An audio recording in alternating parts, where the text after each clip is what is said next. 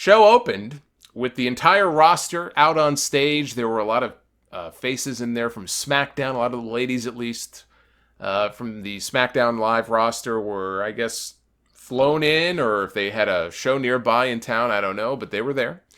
Including Nikki Cross, who has not even made her main roster debut. This was her main roster debut. And they put her right in front, too. It's not like they were hiding her in the back. She was right in front, standing next to Sasha Banks and all of them. So, yeah, quite the main roster debut here on TV for Nikki Cross. So they're all out there, and I don't like this when they do this sort of thing, and they do it a lot, because it just feels like, it's think back to your school days when you were in elementary school or middle school, and the principal had a big announcement to make, and everybody would be all gathered up in the auditorium. That's what this feels like. It feels like there are just a bunch of students gathered up for some big announcement that the principal is going to make. And the principal in this case was Vince McMahon, Triple H, and Stephanie McMahon. They came down to the ring to make their big announcement. And the big announcement was that on October 28th at the Nassau Coliseum in Long Island, New York, there's New York again, a lot going on here in New York, they are going to hold, for the first time ever in WWE, an all-women's pay-per-view. They're calling it Evolution. It's going to feature female stars from Raw, SmackDown, and NXT. And I don't know if NXT UK will be included in that, but I know NXT for sure will be. There will be a Raw women's title match, a SmackDown women's title defense, an NXT women's title defense as well. And the finals of the second annual Mae Young Classic, which I don't know when it starts airing, but I know they tape the week of August 6th. Later that week is when they're taping the tournament. I believe the first tournament last year, they waited something like 3 or 4 weeks. It might have even been more than that. It might have been like 6 weeks after it was taped. And they did these dumps, I think, over a period of about 2 or 3 weeks. I don't think it's working that way this time. This time I think it's airing kind of week to week, which I think is better, as opposed to just putting it all at once and then people binging at their leisure. I kind of like it the other way, to be honest.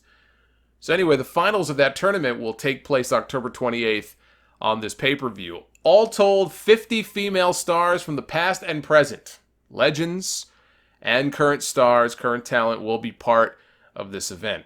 And so this begs the question, what's this card going to look like? Because this is going to be their first ever all-female event. They're going to want to go all out. They're going to want to probably stack the card with a bunch of big matches.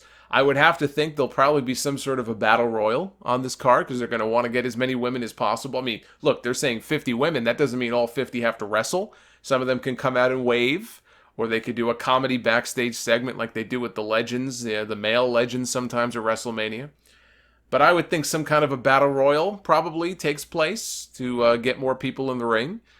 And then you start playing, Booker, fantasy Booker, and it's fun. It can be fun to fantasy book. Now, it's still way too early, I think, to figure out exactly what the matches are going to be. We don't know, for example, if they're going to have Raw versus SmackDown, NXT against Raw people. We have no idea. It could just be people represented from those brands wrestling other people from the same brand. But one of the first things I thought of, the names Trish and Lita come up. How could they not be part of the show? They were part of the Women's Royal Rumble earlier this year. I thought Trish in particular looked really good.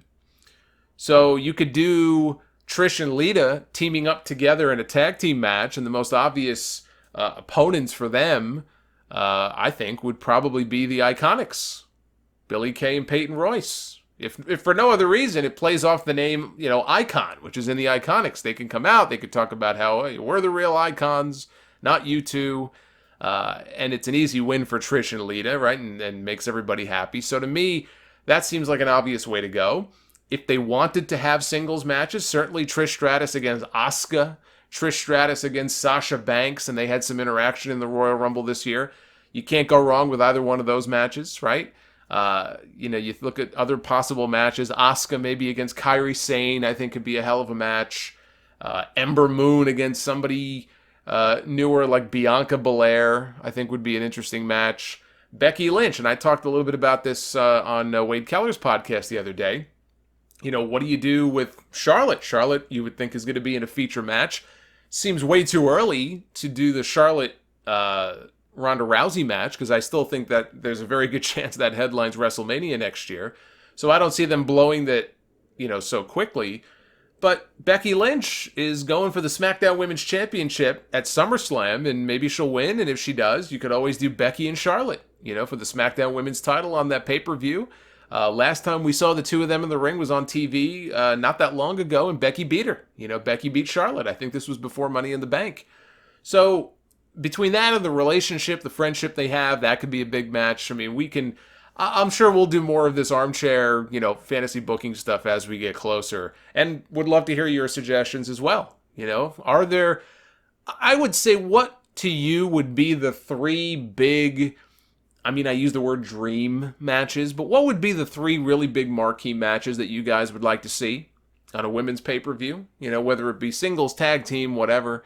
Let's see what you got. Let's see what you guys are thinking in terms of what you might like to see. But as far as the segment itself on Monday night, Triple H is out there, he's talking, and I will say this, Triple H seemed to get very choked up, legitimately, very emotional, and I believe that, because Triple H is, Papa H, right? He's around all these people, all these women at the Performance Center and NXT, he sees the growth in them, and I'm sure, it is an emotional thing for him to see all those people on stage that he's helped coach and teach, and he's watched them grow from, being rookies in some cases to where they are now. So I think the emotion on his part was real. And then he hands the microphone off to Stephanie. And Stephanie is who she is. I just can't think of anything but just marketing, buzzwords, PR. When I hear from her, that's really all I hear in my brain. So she hit on all the usual talking points that you would expect her to. Later on, actually, she did an interview with Sky Sports where she played very coy about whether or not we might see her back in the ring for this show. Now, she is a former women's champion, but so is Harvey Whippleman, and I don't need to see him in the ring either. Stephanie had her big match at WrestleMania this year. I really don't see Stephanie having a match better than the one she had at WrestleMania this year. I thought that match, the way they put that whole thing together with her and Triple H against Rousey and Angle, was just a masterclass. It was the best match at WrestleMania this year.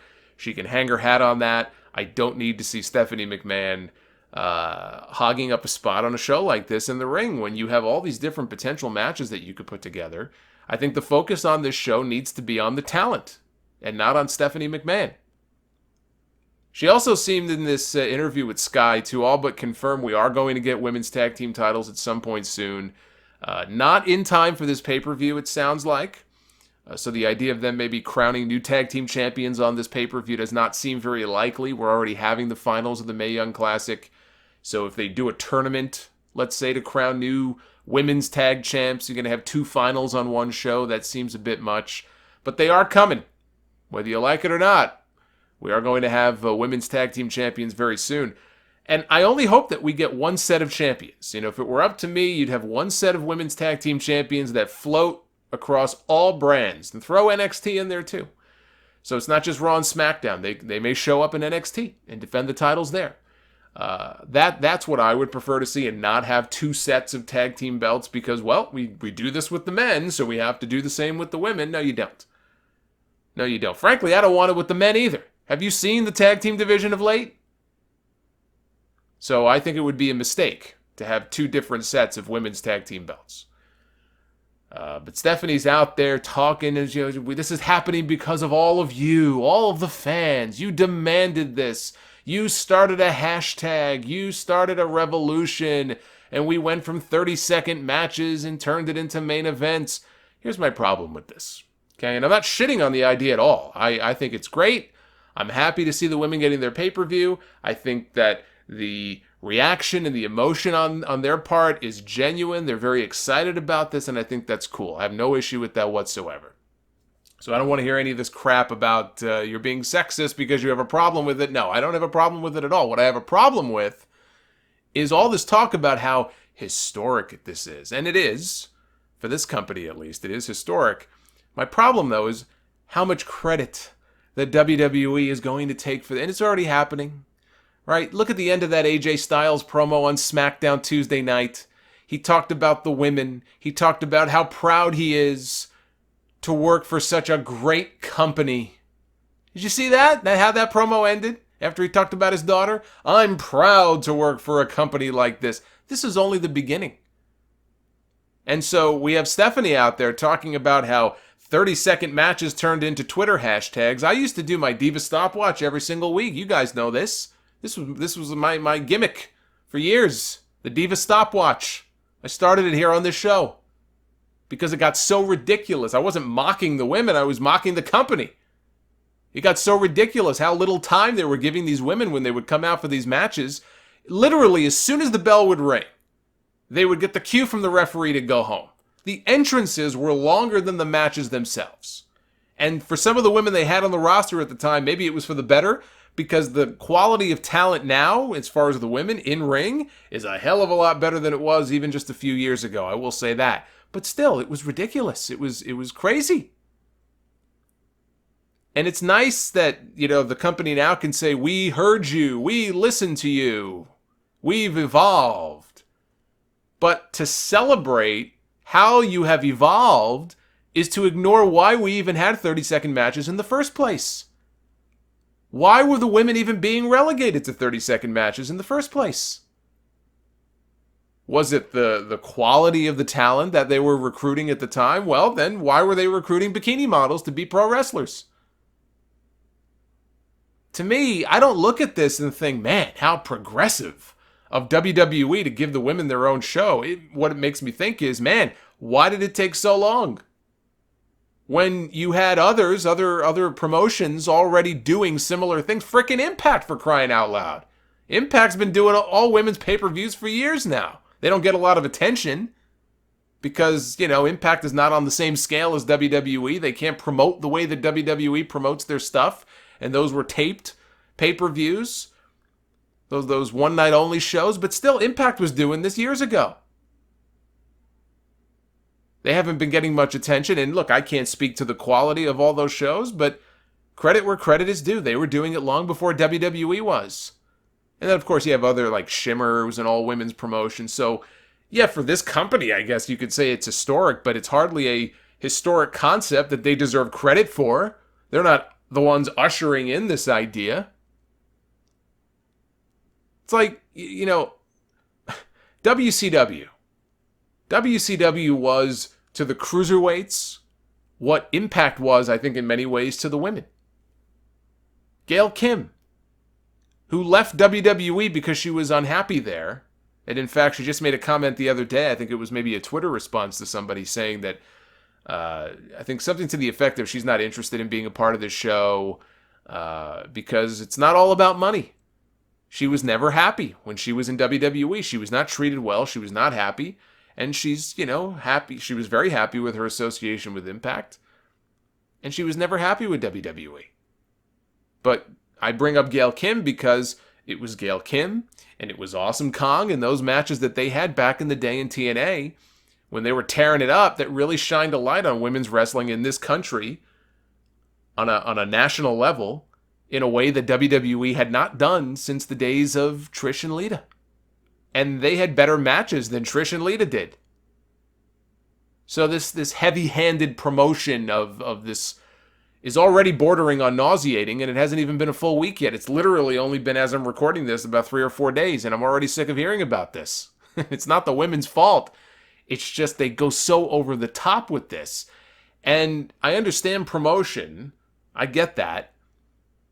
But there's a lot of time between now and this pay-per-view in October. They're going to have to dial it down a little bit, or they're going to burn everybody out to the point where people aren't going to want to hear about this anymore. They might actually turn people on this pay-per-view if they're not careful. We still have 3 months of this left to go. I mean, they're patting themselves on the back so much for this, they're going to end up with tendinitis.